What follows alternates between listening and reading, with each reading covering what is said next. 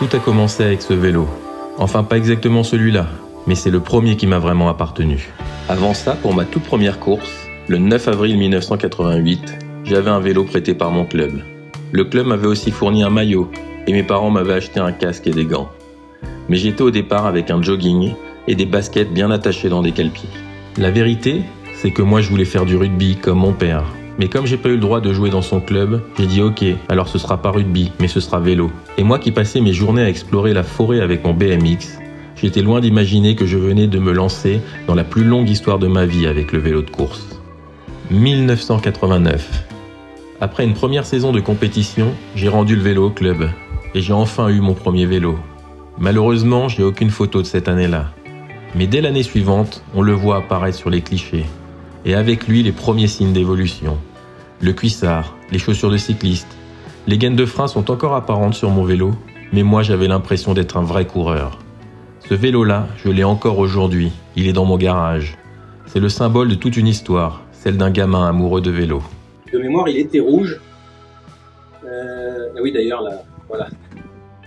La selle, bon, elle a un peu noirci, mais elle était rouge. Et du coup, ça coûtait cher de racheter une selle. Donc, quand on l'a fait repeindre, on a mis un cours selle vert dessus. Donc, il a beaucoup évolué au fil du temps. Ça, c'était la hauteur de selle que j'avais quand je l'ai eu. J'atteignais à peine les pédales. Et forcément, après, il est monté. À un moment, il était vraiment trop petit pour moi, donc je suis passé sur un autre vélo, mais j'ai fait quelques années avec ce vélo. 1992, fini l'école de cyclisme. Je ne suis plus prélicencié. Cette fois, je quitte les jeux cyclistes pour de vraies courses, entre 25 et 35 km. Un grand changement que je fais sur le même vélo. Enfin, presque le même. Adieu les cale-pieds, bonjour les cales automatiques. Fini les gaines de frein apparentes et surtout une nouvelle peinture. Vert et blanc, c'est mon choix, mais aussi mon cadeau d'anniversaire et de Noël. Les connaisseurs auront reconnu les couleurs du vélo de l'équipe RMO. À l'époque, j'adorais Charlie Mottet et Thierry Claverola. Et puis il y avait les frères Madio et Ronan Pinsec. 1992, c'est aussi l'année où Richard Virenque porte le maillot jaune pour la première fois, avant que Pascal Lino ne prolonge le rêve pendant une dizaine de jours supplémentaires. Cette équipe, pour moi, c'était un peu la magie du vélo.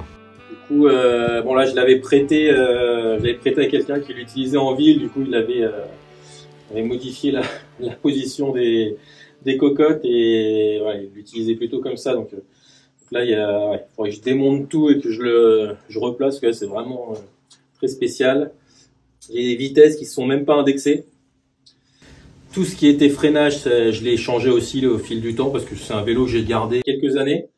Et du coup, à mes Noëls, mes anniversaires, j'ai changé les étriers, après j'ai changé les cocottes.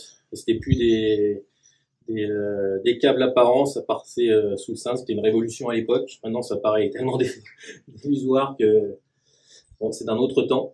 Et voilà, c'était mon premier vélo de compétition.